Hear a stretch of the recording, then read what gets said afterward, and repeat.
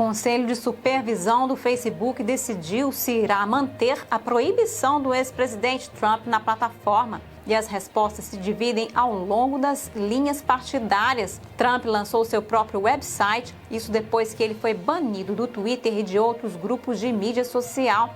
E a secretária do Tesouro, Janet Yellen, disse que a Reserva Federal pode ter que aumentar as taxas de juros para evitar o superaquecimento da economia, se os vários projetos de lei de gastos do presidente Biden forem implementados. Mas ela ainda não está preocupada com a inflação, mas nem todos concordam. Confira todos esses assuntos hoje no Diante dos Fatos.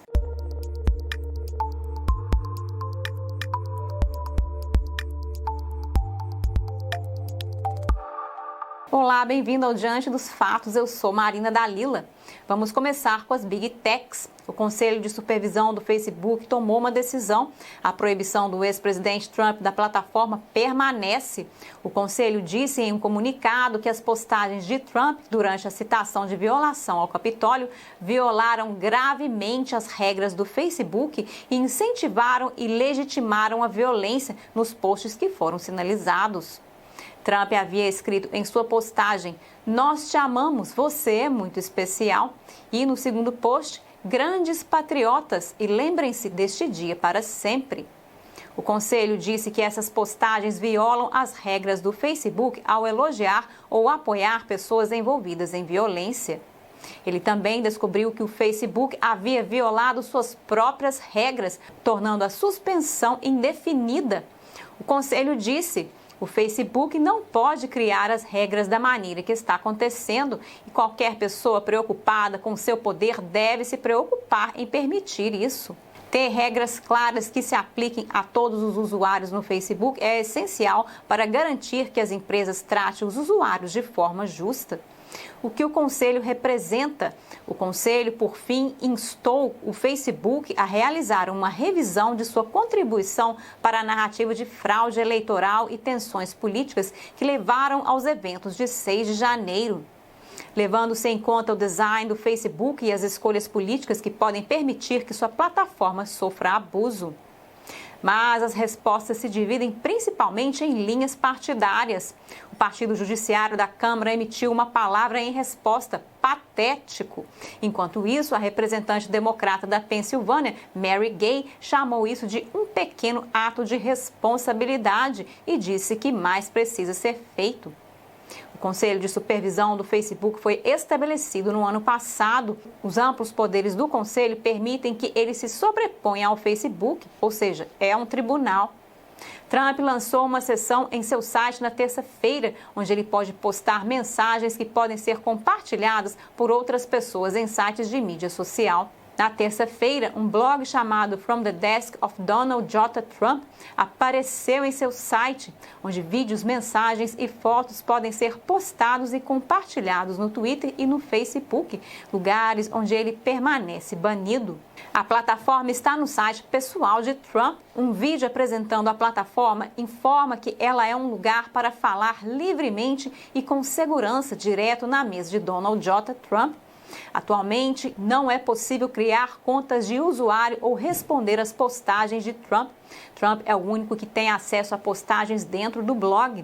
Não está claro se ele será desenvolvido em um site de mídia social completo. Uma fonte familiarizada com o assunto disse que ele foi construído pela Campaign Nucleus, uma empresa fundada por um ex-gerente de campanha de Trump, Brad Parscale. O Facebook não respondeu imediatamente a um pedido de comentário sobre como trataria as postagens compartilhadas do site. Quanto ao Twitter, um porta-voz disse que o conteúdo seria permitido desde que não viole as regras da plataforma. O Twitter disse que a proibição de Trump em sua plataforma é permanente, mesmo se ele se candidatar novamente. Agora, o interessante é que depois que o Facebook e uma série de outras plataformas de mídia social suspenderam o então presidente Trump, muitos líderes mundiais condenaram a mudança. Muitos desses líderes não são fãs de Trump, mas eles ainda se manifestaram, dizendo que a censura das gigantes de tecnologia são uma afronta à liberdade de expressão.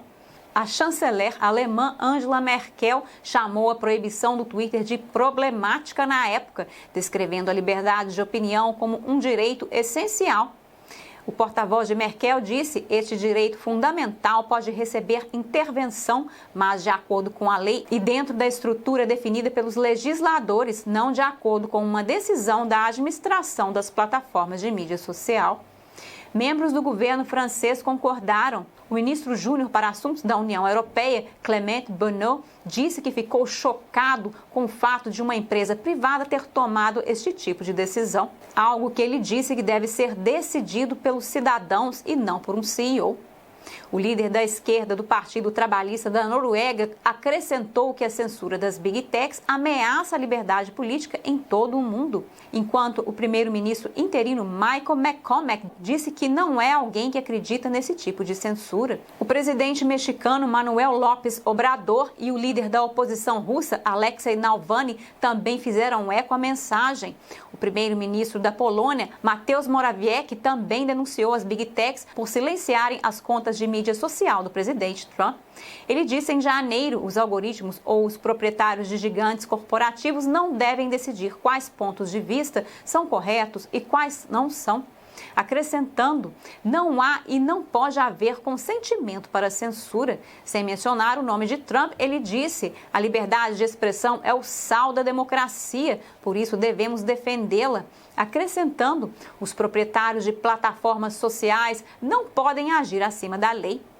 A Polônia está pronta para introduzir leis para proteger a liberdade de expressão na internet, adotando as leis nacionais apropriadas para regular as operações do Facebook, Twitter, Instagram e outras plataformas semelhantes.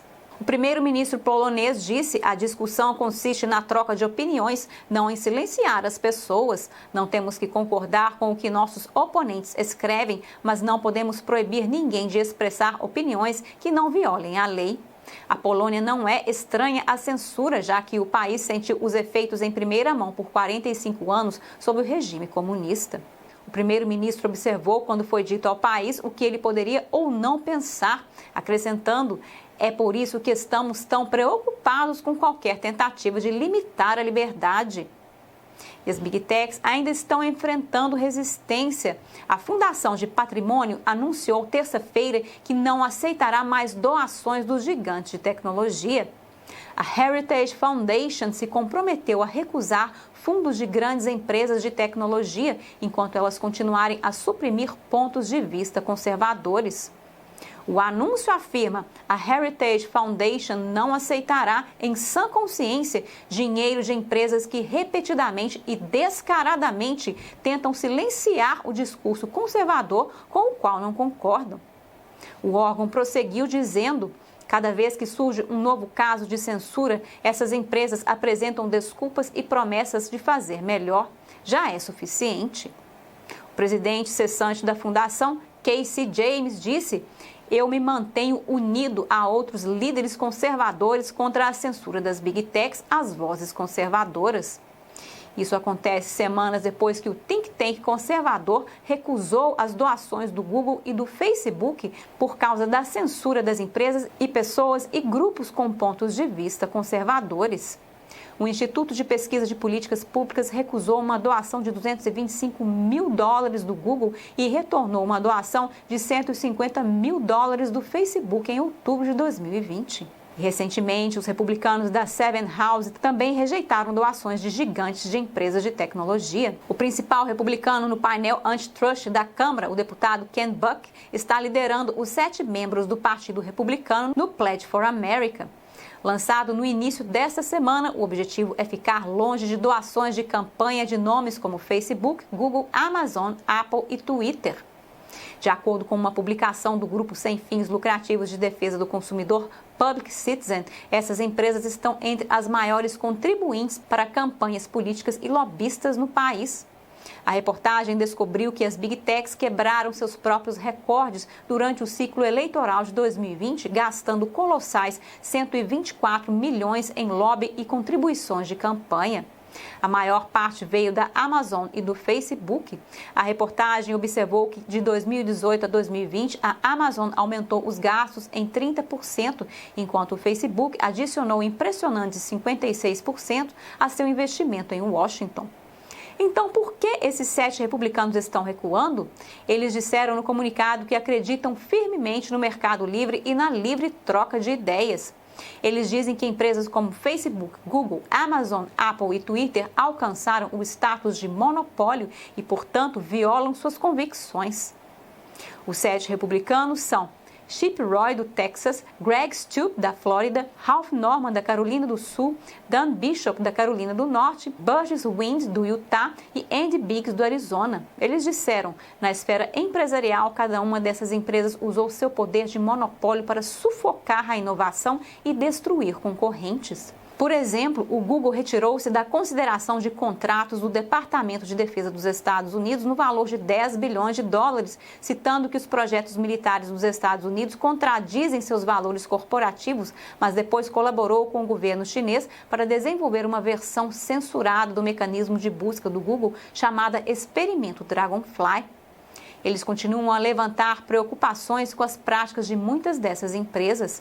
Eles ainda disseram, essas empresas também estão abandonando o país que lhes proporcionou um ambiente legal, comercial e social para crescer e prosperar e estão cortejando vigorosamente o regime comunista chinês na esperança de acessar mão de obra barata e uma base de clientes virtualmente ilimitada. Enquanto isso, os democratas dizem que há poucas evidências por trás dessas acusações. E agora vamos à questão da inflação, pois ainda há mensagens contraditórias sobre este assunto. A secretária do Tesouro, Janet Yellen, disse que a Reserva Federal pode ter que aumentar as taxas de juros. Ela disse em um evento organizado pela revista Atlantic, pode ser que as taxas de juros tenham que aumentar um pouco para garantir que nossa economia não superaqueça. Este termo se refere quando uma economia está expandindo a um ritmo insustentável. Ela prosseguiu dizendo, embora os gastos adicionais sejam relativamente pequenos em relação ao tamanho da economia, isso poderia causar alguns aumentos muito modestos nas taxas de juros. Yellen afirmou que a inflação ainda não é uma ameaça. O comentário dela surge enquanto Biden continua promovendo seus planos de gastos de vários trilhões de dólares. Yellen possui uma posição compartilhada pelo presidente do Fed, Jerome Powell, que indicou não acreditar que haverá inflação. Duas propostas recentes de Biden, combinadas, valeriam cerca de 4 trilhões de dólares para financiar programas de infraestrutura e energia verde para creche e educação.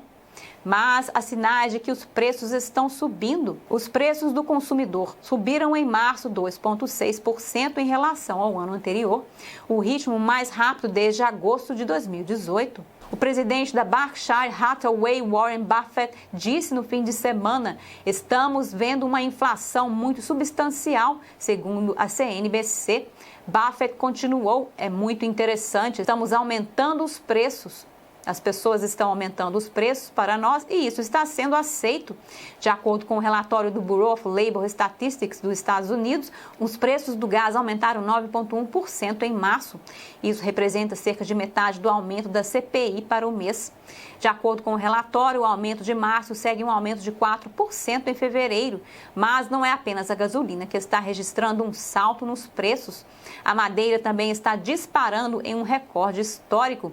O aumento do custo da madeira também está alimentando o aumento do custo das casas. De acordo com a empresa de informações imobiliárias CoreLogic, os preços das casas americanas aumentaram 11,3% em março, o maior número desde 2016.